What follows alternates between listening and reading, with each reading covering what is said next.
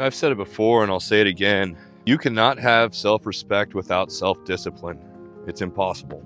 If you want to live your life with purpose, fulfillment, and confidence, it all begins with keeping the promises to yourself. When you lack self-discipline, you are constantly lying to yourself.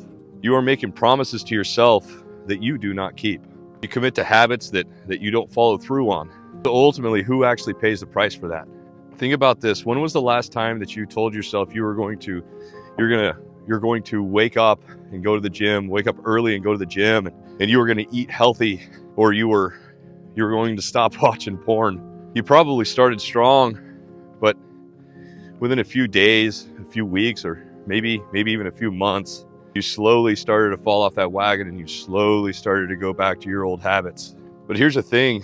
Usually other people do not know about those broken promises, but you sure as hell do. And every time you break a promise to yourself, your self-respect takes a hit. And without self-respect, your confidence, or having confidence, it becomes impossible, because other people eventually will be able to see it in you. They'll see it in your posture, your energy, in your words. They'll see it in your body language, because you can't fake confidence for long. Eventually it comes out. When my wife Robin and I first met, I used to tell her that a person's posture was the most attractive attribute that they could possibly possess. She used to think I was crazy, but here's the truth. Your posture is a physical manifestation of your inner confidence. And fake confidence, it won't last. Some people, they'll puff their chest out, they'll roll their shoulders back intentionally. These things won't happen naturally. And eventually, even over the course of a couple of minutes, you'll start to see their true posture come out. You'll start to see the way that they stand and the way that they hold themselves come out.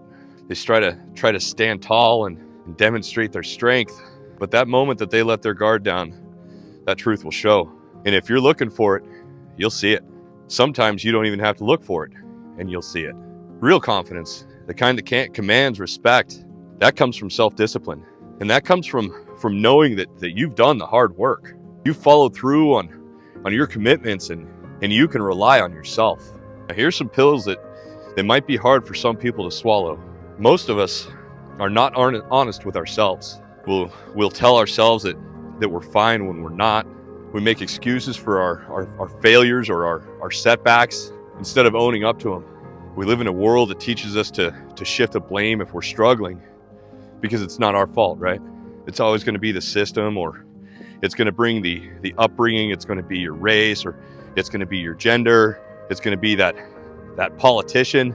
Because believe it or not, there are people in the world who feel that the government is going to come and save them. But here's the truth, man.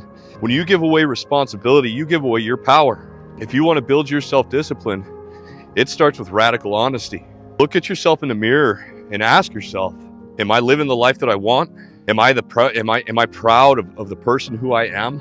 Am I doing the things that are going to align with my goals, or the things that do align with my goals? And if that answer is no, that's fine. In fact, that might even be a good thing, because that means that you're actually being honest with yourself. Now that you're being honest with yourself, you can use that realization as fuel to become the change, because you are capable of change. You are capable of that change that you want to see. Here's a couple more tough pills to swallow. That's masculinity and femininity. And it's funny, because I know I'm going to get a bunch of pushback on this. Even though it's my perspective and in my opinion, people are going to feel the right to change my mind, or I need to change my mind and my perspective because they told me so. And they're right. Because in today's world, we are constantly bombarded with these toxic messages. These messages that try to strip the core parts of our identity. Because women are told that they don't need men, and men are told that they don't need women. But deep down, our subconscious mind knows better. Our subconscious mind knows different. We are wired to complement each other and to build legacies together. And rejecting that reality, it doesn't make us stronger. It doesn't make us more independent. It makes us lonelier. And overall, it makes us weaker as a species. And when we deny our instincts, we're doing nothing but lying to ourselves. And when we lie to ourselves, what happens? We lose trust in ourselves. And I believe this is why self-discipline is so damn important. It helps us strip away those lies and reconnect with who we really are. As a male, it might mean stepping into the role of being a protector and a provider, not in like a domineering kind of way or a toxic masculine way, but more so in a way that makes you strong and confident and capable.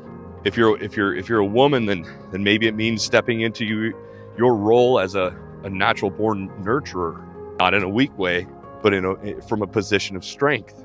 Because ultimately, masculinity and femininity, it's not toxic unless it's used wrong.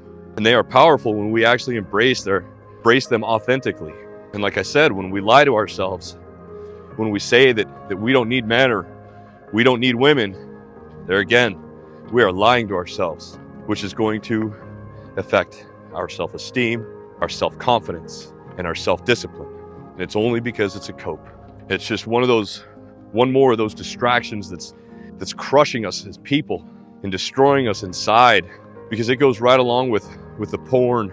It goes right along with the video games, the addictive personalities, the drugs, the excessive consumption of alcohol. All of these things are designed to hijack your brain. Think about video games. Those video games give you a sense of accomplishment even though you haven't actually accomplished anything. Nothing worthwhile. The porn, it tricks you into thinking that you've experienced real connection, but you haven't.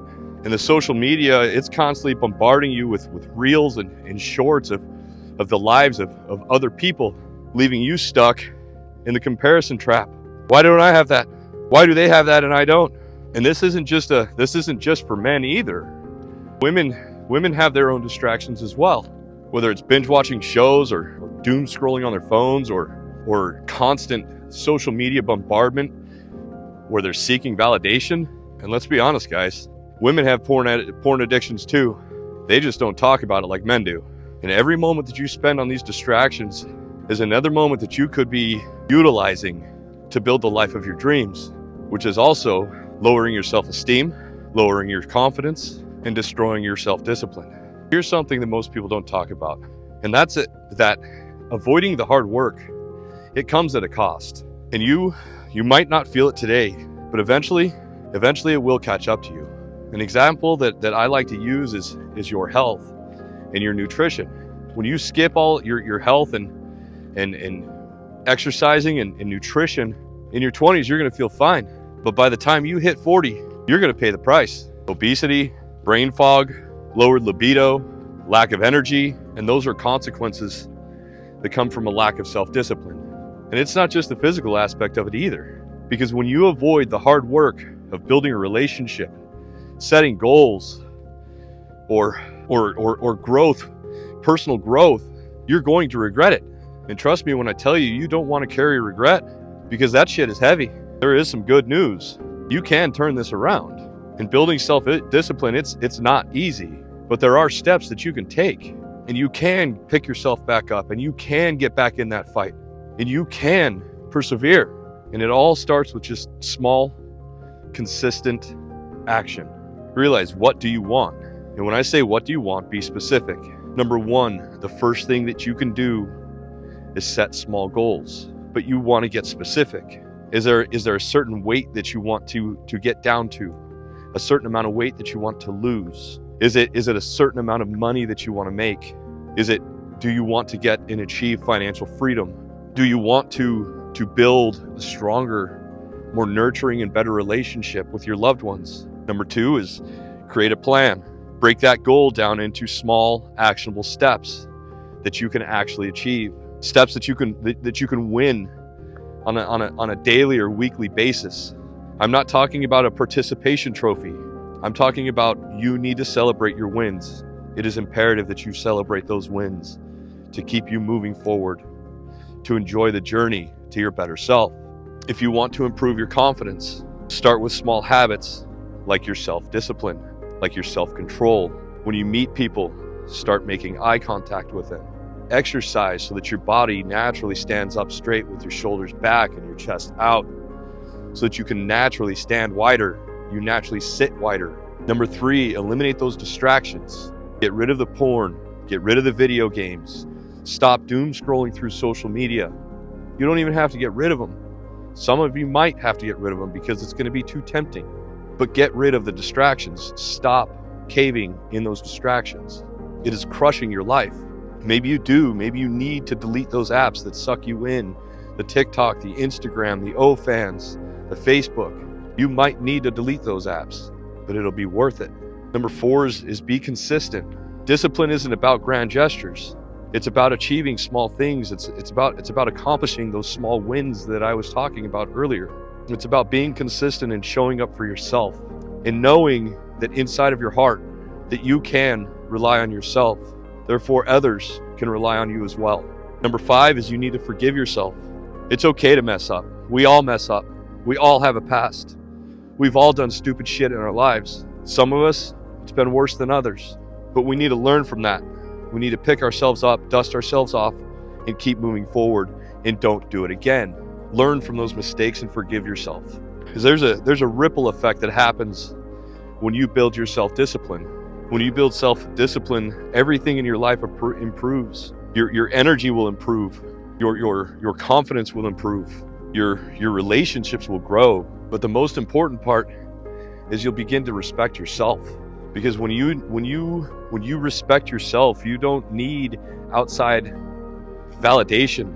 You don't need to put on a persona or pretend to be something that you are not. Your confidence will come from within, and that's the kind of confidence that changes lives. As usual, I want to leave you with a challenge. I want to challenge you to take one tiny step, one small step today that you can win. One tiny step that can help you build your self-discipline. Just one. And it can be anything. It could be go for a walk, eat a healthy meal, turn off your phone an hour earlier, turn off your phone 2 hours before you go to bed. If you're married, you and your wife put your phones on the counter and sit down and have a legitimate conversation without distractions. Whatever it is, just one tiny win, one thing. But whatever that one thing is, do it with intention. Do it with follow through so that you can prove to yourself or so you can start proving to yourself that you can be reliable and you can rely on yourself. Because ultimately, once you start, that is going to be the catalyst. That is going to be the momentum that you are able to build and work off of. Stop lying to yourself. Start living with discipline and watch your life begin to change in an incredible way. Because you got this shit. Let's freaking go. If you made it this far, do me a favor and go down in the comment section and type that word discipline. Just that one word. I ask for these one-word comments at the end of all my videos because I want to know who's with me. I want to know who's killing it and who's sticking it out. I want to be able to say thank you to all the people that are able to hang in there. And I ask for the one-word comments because I'm running out of time to be able to reply to the paragraph or multi-paragraph comments. It's becoming a full-time job, and I'm about to the point where I'm going to have to start electing the help of my wife to reply to the comments. Either that or I'm not going to be able to reply to all of them. And my wife and I, we both appreciate every single one of you. We are absolutely grateful for every one of you and all of your kindness and all of your support that you're showing us in this channel. And both of us want to have the opportunity to say thank you for all of the support and all of the generosity that you're giving us. I want to thank you guys for those super thanks, because those one-word comments, even though it's one word, every single interaction, every single donation through those super thanks, the algorithm is seeing that and it's loving every bit of it. Because every comment, every like, and every time somebody subscribes to the channel, it's a signal to the algorithm that people are getting value out of this content. That said, I want to thank you guys for showing up. I hope you're showing up for yourselves, and I hope each and every one of you has a wonderful day. Peace.